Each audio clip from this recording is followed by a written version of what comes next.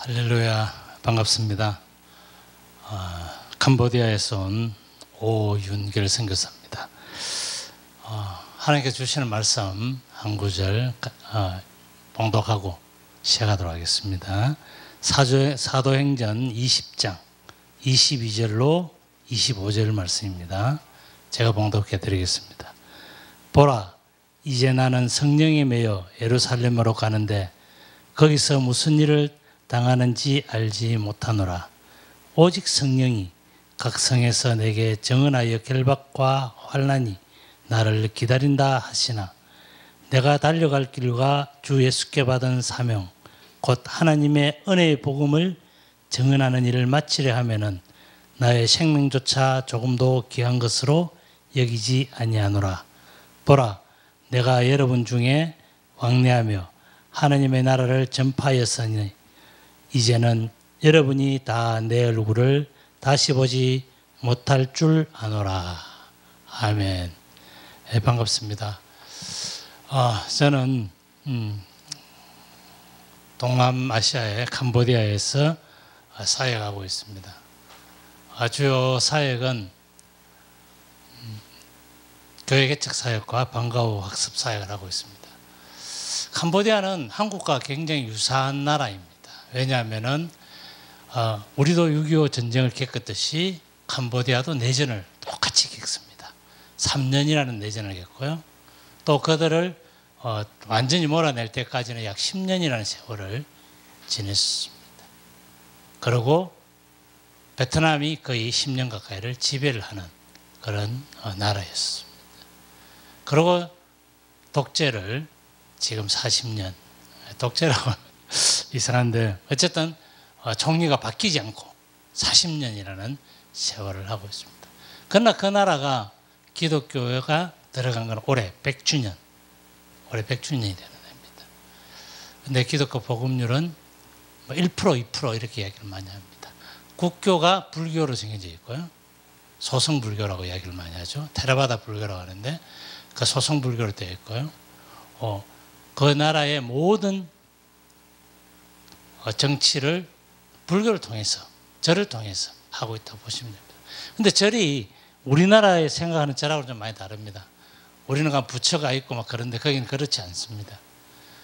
그리고 많은 종교들이 그 절에서 모든 게 이루어지고 있다고 보시면 돼요. 모든 행사와 모든 절들이 이루어지는 그런 나라, 캄보디아입니다. 100년을 기독교 역사가 100년간 그들에게 복음을 전했지만은 그들은 1%, 2%밖에 아직 예수님을 영접하지 않은, 그리고 너무나 많은 사람들이 교회를 왔다 갔지만은 그들의 마음에는 예수님을 나의 구주로 영접하지 않는 그런 나라로 보시면 되겠습니다. 많이 아시겠지만은 폴포 시대에 인구 600만에서 400만으로 줄었다고 합니다. 그 200만이 인구의 3분의 1이 죽었죠. 그리고 지금은 1600만 정도 됩니다. 그리고 평균 연령은 24.5세. 굉장히 젊은 나라죠. 아이들이 많은 나라. 최근에 한 5년 가까이는 그렇게 많은 아이를 낳지 않는 것 같습니다. 어쨌든 그런 나라에서 지금 주원의 가운데서 복음을 전하고 있고요. 그들에게 주님이 어떤 분인가 하는 것을 가르쳐주고 그들에게 희망을 주고 또 그들의 삶 가운데서 예수님을 만나는 것이 얼마나 행복한지를 전하고 있습니다. 발악기는 저희들이 이제 교회 나오는 많은 아이들이 있는데요. 또 어른들이 있는데 그들이 다 예수님을 영접하기를 저는 기도하고 있습니다. 실제로 그렇지 못한 게 좀 많이 안타깝죠. 오늘 사도 바울은 예루살렘으로 가려고 준비하고 있습니다. 그런데 그 길은 예루살렘 가면은 이거 사도 바울 선교사님 고생 많으셨습니다. 그동안 선교하신 얼마나 고생하셨습니까? 이렇게 한영을 하고 기다리는 데가 아닙니다. 고난의 길이요 죽음의 길이 기다리는 예루살렘으로 사도 바울은 가고자 합니다. 그리고 마치 예수님이 예루살렘에 올라가서 마지막 길을 가는 것과 같은 그런 비장한 각오로 가고 있다는 겁니다. 사도 바울이 죽음이 그럼 기다리는 그 예루살렘으로 왜 올라가야 하느냐는 거죠. 그것은 오늘 이 말씀에 왜 가야 하는지에 대한 내용들이 나오고 있습니다. 같이 한번 하나씩 보도록 하겠습니다. 먼저 22절입니다. 22절 보시면은 보라 이제 나는 성령에 매여 예루살렘으로 가는데 거기서 무슨 일을 당하는지 알지 못하노라 라고 말씀하고 있습니다.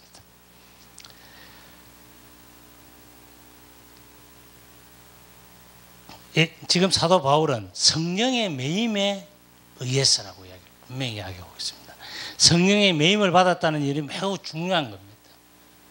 내가 성령에 매이지 않고 그냥 내 생각으로 했다는 것이 아니라는 겁니다.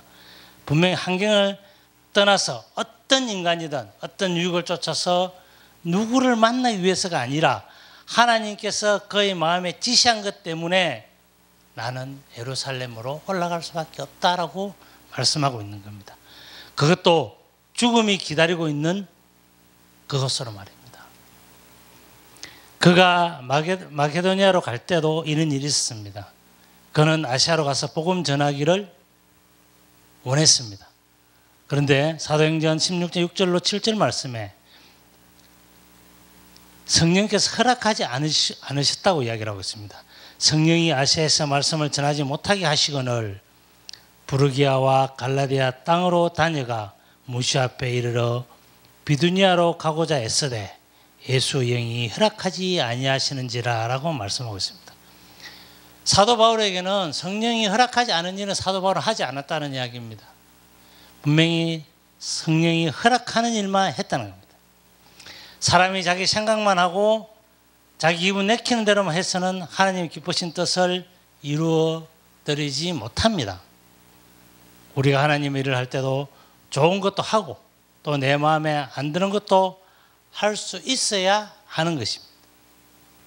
그래서 시편에는 울면서 씨를 뿌린다라고 하시고 에레미야 20장 9절로 10절 말씀에 에레미야는 울면서 복음을 전했음을 알 수 있습니다. 저는 아주 늦게 신학을 하게 됩니다.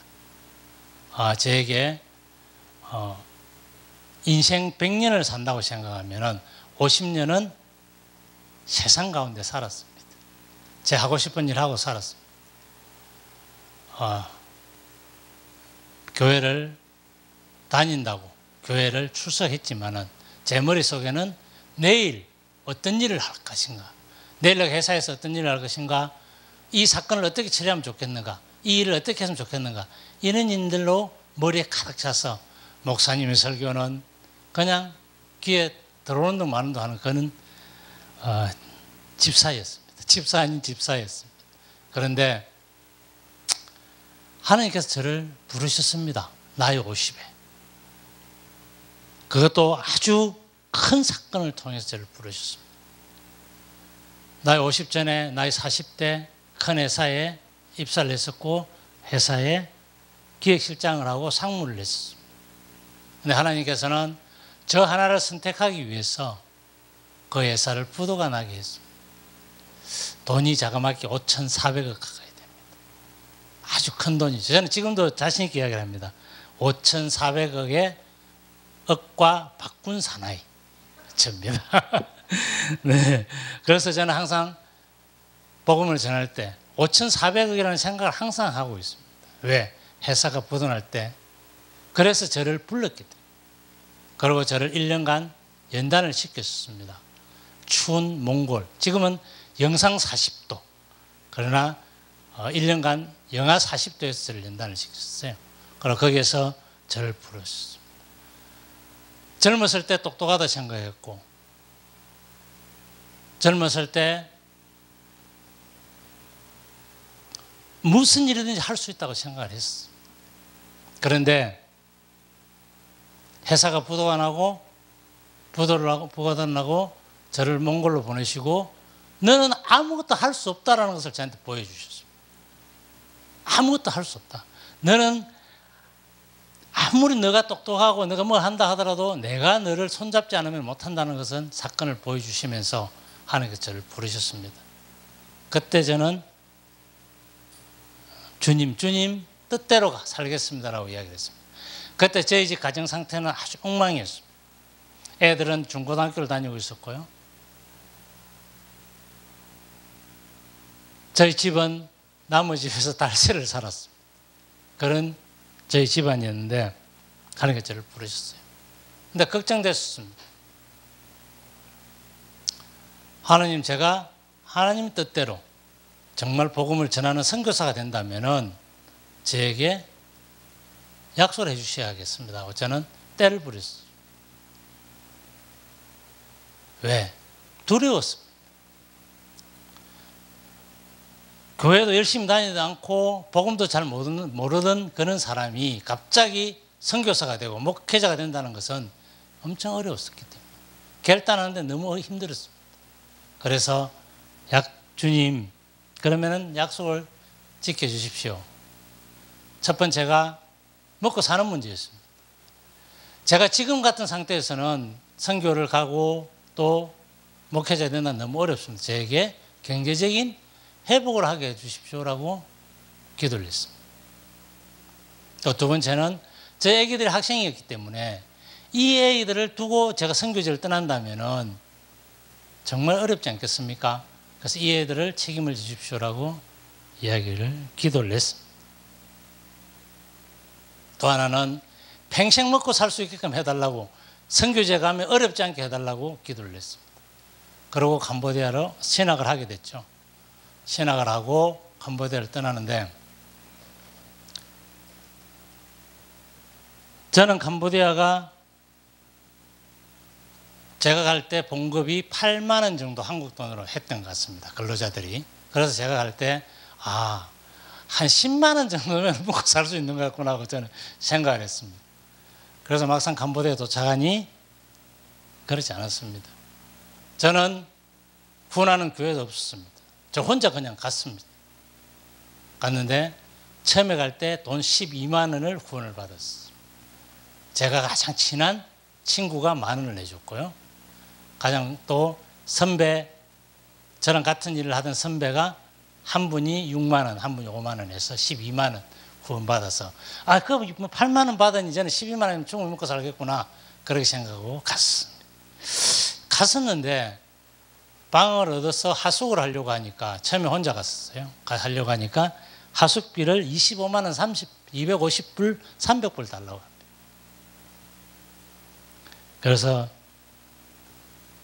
그분에게 그럼 200불 합시다. 200불 해주셨어요. 근데 그래도 돈이 모자랐습니다. 그러나 저는 하나님과 약속을 했지 않습니까? 제가 선교지에서 어려움을 당하지 않게 해달라고 했었습니다. 근데 그날부터 이제 선교 후원금이 들어오기 시작을 하는 겁니다. 정말 하숙비 딱 맞춰서 처음에 들어오고요. 몇 달간 하숙비만 들어오다가 제가 이 하숙비 정도면은 충분히 프놈펜에서 방을 얻어서 캄보디아도 공부하면서 복음을 전할 수 있겠구나 라고 생각을 했습니다. 그래서 방을 얻었습니다. 그리고 대학생들 5명을 데리고 이제 캄보디아도 잘 못하면서 사역을 시작을 했죠. 근데 그때부터 이제 또 많은 분들이 또 채워주시기 시작합니다. 주님, 교회를 하나 건축을 해야겠습니다. 그러니 주님께서는 이미 예전에 캄보디아에서 복음을 전했던 목사님 한 분을 소개를 저에게 연결해 주셨습니다. 그래서 그분을 만나고 그분의 마당에 교회를 건축을 하는데요. 주님, 건축을 하면 당연히 뭐가 필요하면 돈이 필요합니다.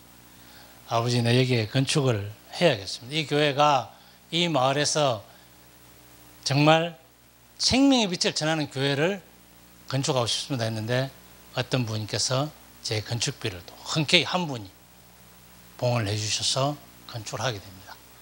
그 마을에요, 지금은 각 마을마다 저희 교회를 중심으로 각 마을마다 교회가 다 지금 생겼고 많은 사람들이 복음을 전하는, 그리고 지금까지 교회를 건축하게 매년 하나씩 건축하게 하시고 학교를 리모델링하게 하시고 하는 어떤 여러 가지 사역이 어렵지 않은 그런 축복을 하나님께서는 주셨습니다.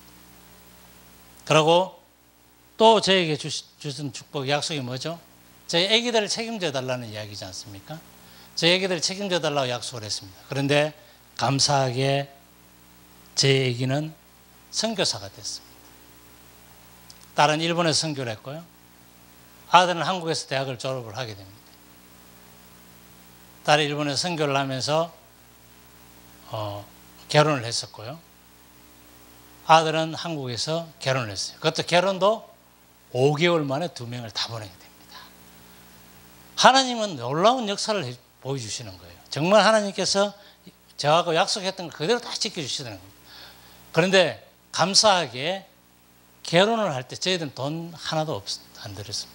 왜냐하면 저희 돈이 없었잖아요. 선교지에 있으니 돈이 뭐가 있겠습니까? 그런데 그 아들이, 딸이 자기가 버는 돈으로 자기가 배필을 만나서 결혼을 하게 됩니다. 저는 아빠로서 애 결혼할 때, 딸 결혼할 때는 결혼하기 3일 전에 와서 결혼식 참석하고 바로 다시 캄보디아로 갔습니다. 왜냐하면 성탄절을 일주일 앞두고 있었기 때문에, 아주 큰 행사였기 때문에 결혼식 참석만 했습니다. 그런데 5개월 후에 아들이 결혼을 하는데 감사하게 아들이, 며느리가 제게 전화가 왔습니다. 며느리 될 사람이, 아버님, 저희들 결혼할 때 아버님께서 주례를 서주시면 안 되겠습니까? 예배를 인도해 주시면 안 되겠습니까? 라고 이야기했습니다. 그래서 제가 조금 빨리 들어왔어요. 준비를 해야 하니까 들어왔습니다. 그런데 코로나 기간이었어요. 지금 코로나 기간이었는데 결혼식이 안 될 수도 있다, 그런 이야기들이 있었습니다. 그러나 감사하게 코로나가, 제 아들이 결혼하는 날, 제가 지금 기억하기로 2명인가 밖에 안 나온 걸로 알고 있습니다. 그러고 그 다음날부터 다시 계속 전가를 하면서 다시 이제 뭐 예식장에 문이 닫는다든가 이런 일들이 있습니다. 하나님께 또 저에게 그렇게 자녀에 대한 책임을 또 져주셨습니다. 제가 3번째 약속을 뭐라 했습니까? 어렵지 않게 해달라고, 그죠? 저희들 가정을 경제적으로 회복해달라고 이야기를 했습니다.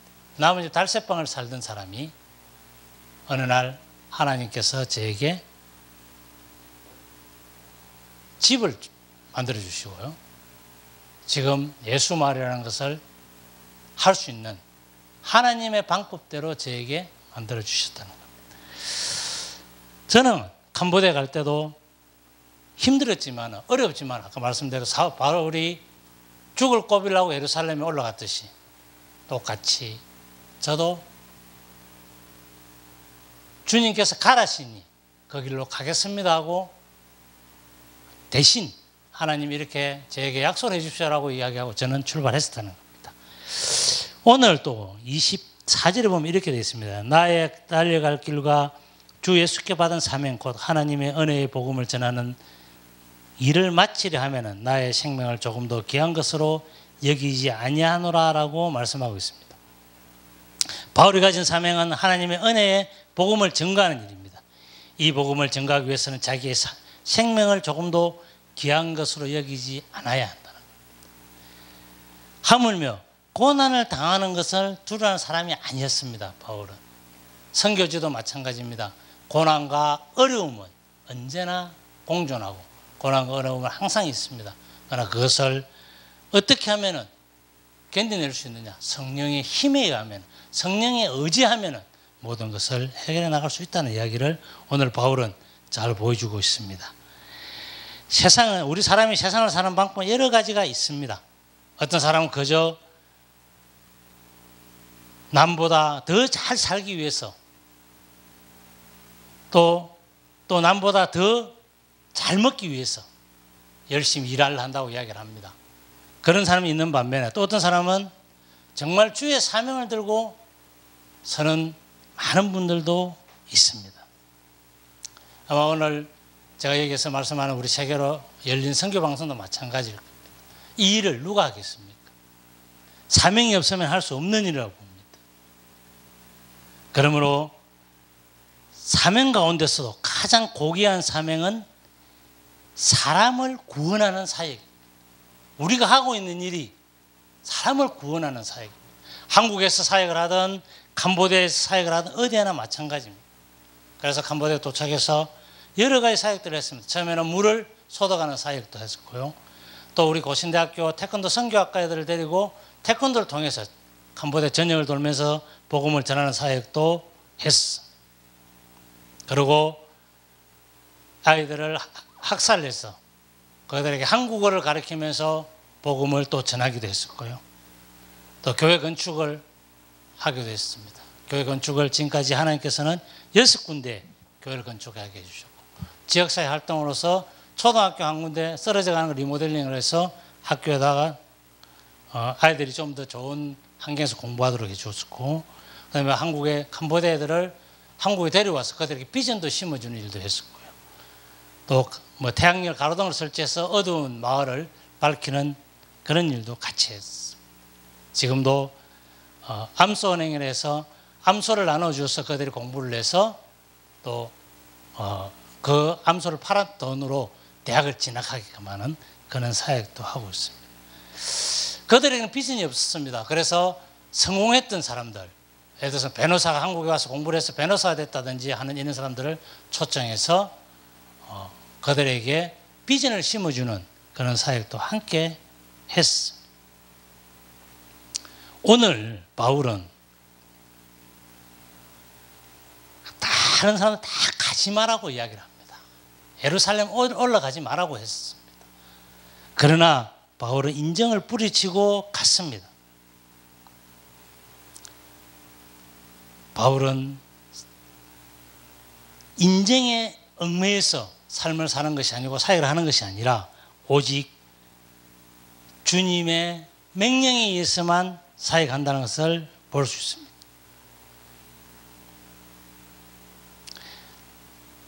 좀 더 나은 삶, 좀 더 새로운 삶, 그런 삶을 살아갈 수도 있습니다. 지금 살아가고 있는 그 삶 그대로 살아갈 수도 있습니다. 그러나 우리가 예수님을 만나고 예수님의 참 제자가 되었다는 것은 우리에게 주어졌던 사명을 다하는 겁니다.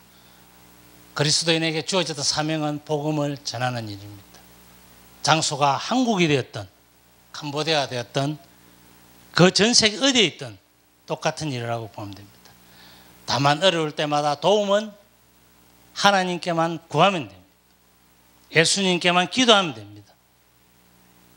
그 도움은 우리 사람들을 도와주는 그 도움의 10배, 100배, 1000배, 10,000배보다 더 큰 하나님의 도움이, 하나님이 나의 손을 잡아주고 있다는 것을 여러분들 아시게 될 겁니다. 우리는 기도하면은 하나님께서 항상 함께 해준다는 것을 알아야 합니다. 사도행전의 18장 9절과 23장 11절, 27장 23절에 사람의 위로가 없으나 주님께서는 바울이 로마로 가는데 몇 번이나 나타나셔서 격려를 해주셨다는 사실. 우리에게 어려움이 있고 우리에게 힘든 일이 있다 하더라도 분명히 우리는 기도하면서 거기를 따라가면은 분명히 예수님께서는 우리의 손을 잡아주실 것이요, 정말 나의 등 뒤에서 힘이 되어 주실 것이요, 나의 앞에서 손잡아 이끌어 주시는 분이 예수님이라는 것을 다시 한번 기억하시고 상기하신 여러분 되시기를 주님으로 축원드리겠습니다. 주님을 위해서, 진리를 위해서, 복음 증거를 위해서 끝까지 참고 견디는 사람에게는 사도 바울에게 주어졌던 이런 은혜가, 또 저에게 주어졌던, 선교사로 주어졌던 그런 은혜가 저와 여러분에게 함께 하실 줄 믿습니다. 감사합니다. 기도하겠습니다.